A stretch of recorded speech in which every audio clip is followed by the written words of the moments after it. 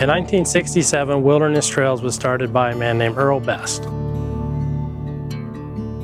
With the purpose of providing outdoor recreation, support systems, and spiritual direction for young teenagers who would be considered at risk, disadvantaged, battered, abused, neglected.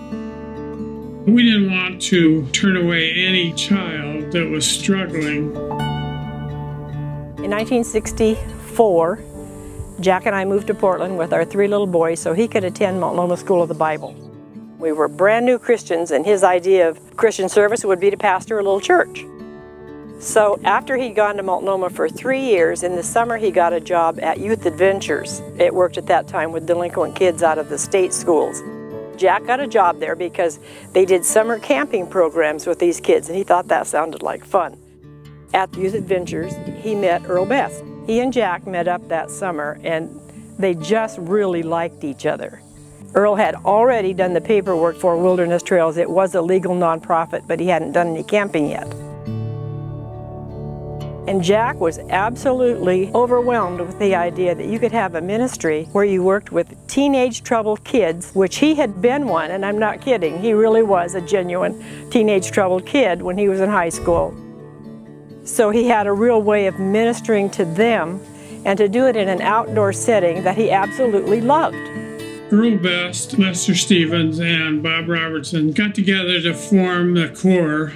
I had met Earl, and I got to talking with him, and he told me about Wilderness Trails, and I ended up just saying, well, I'm a teacher, so I got the summer free. I think we were so excited to be in a ministry that we had no clue that the Lord was going to lead us to.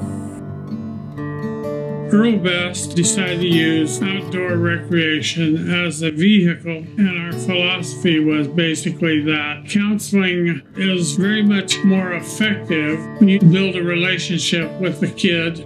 You get involved with them, interact with them through outdoor activities like that, and then you have the basis for possibly sitting on a log or on a rock next to a lake and talking to the kid about what is important to him, and allow him to open up and talk to you about how he feels and the struggles that he's going through. In the beginning, in 1967, Wilderness Trails consisted of backpacking trips for teenagers into the Sky Lakes Wilderness.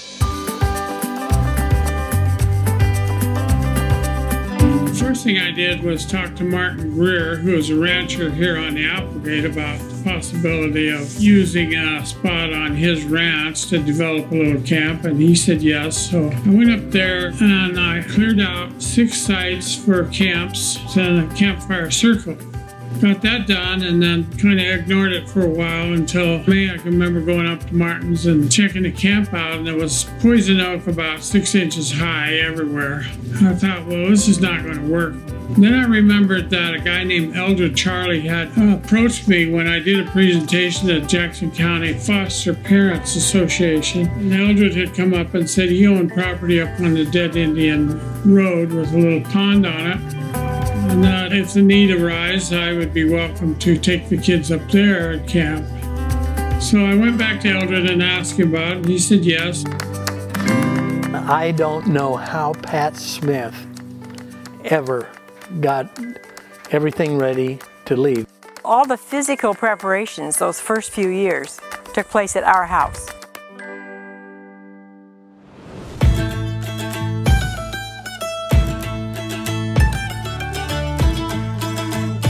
We had a 1-bathroom home. We had 4 kids at home at the time. People would come and stay with us to work in the camp, like college kids.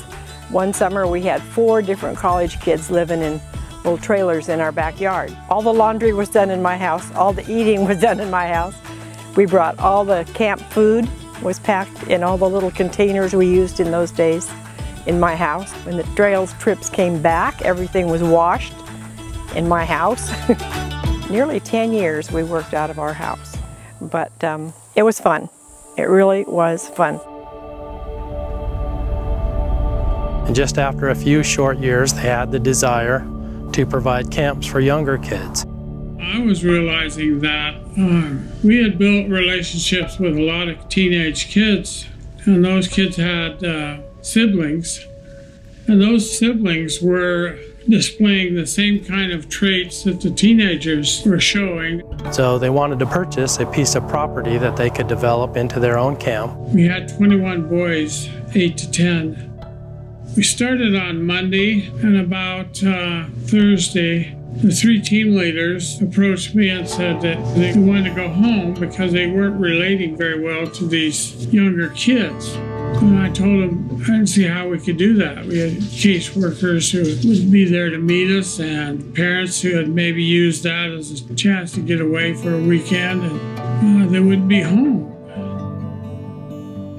Well, the boys insisted, so I told them I wanted to go off and pray. And so I left the group and I walked west down towards Dead Indian Creek, and I walked right out in the middle of a meadow.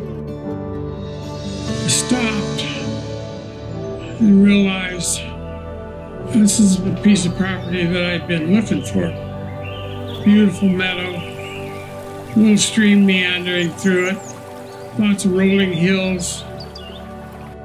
And all of a sudden, this was an overwhelming feeling that this was the property. And I dropped to my knees in the middle of that meadow and asked God for it.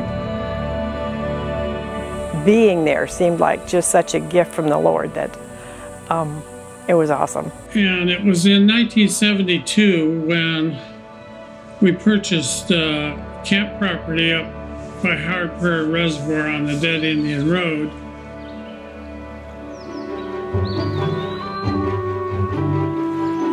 This was a boys' mini camp right after the camp started up there. Little boys running everywhere, 8, 9, 10 years old. He said this little kid's just kind of following me around, walking out across that meadow, and he said he's about 2 steps behind me, and pretty soon he makes a little double skip, grabs a hold of my hand, looks up at me and said, "Jack, could I call you Dad?"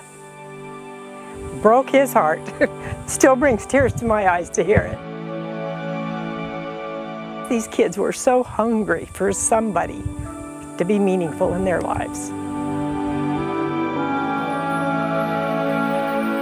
My favorite part about camp is you guys can just build into this family-like community, and you get to kind of understand other people's stories and understand their struggles. There's people who have been through some of the things that you've been through, like they know how to help you. And like you start to understand like how God is here for you and how He's always watching you and making sure that you're going through what you need to be to get to where you are. You just realize that, everyone has struggles, and you're not the only one that has to deal with it. So it's just nice coming here to learn how God works in other people's lives and how He can work in your life. Anything we do through Wilderness Trails, we're having an impact on kids. And even later, there have been some kids who have said, I just remember hearing about Jesus and having a good time. It was just so much fun. They've started attending a church someplace.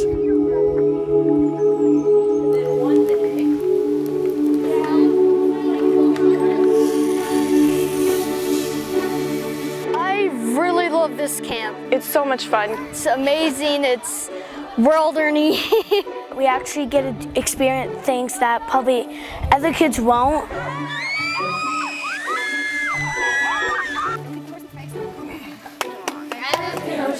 I love going to Wilderness Trails. It's super, super fun. And getting to spend time with people, going rafting and going through the caves.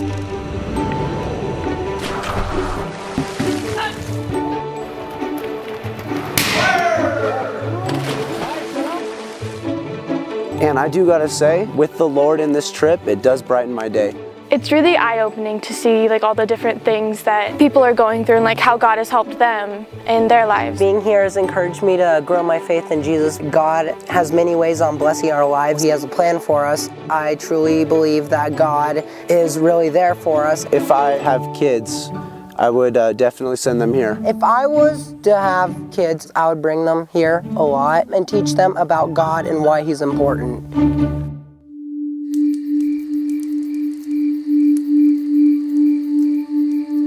I'm sitting there having a cup of hot chocolate and just waiting there. And here comes one of the kids. His name was Cecil. And he sat down. We started talking.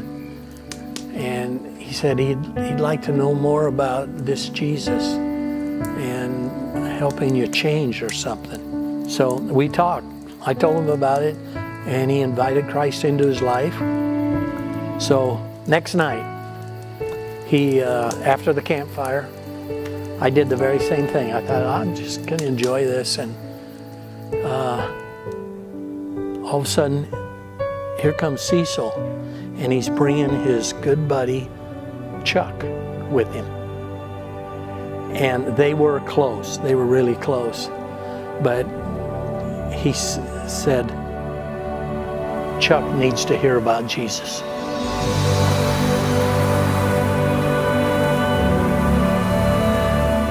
And so Chuck invited Christ into his life, those two guys, and we just really had a good time. The rewards never stop once you get some kids involved with WT.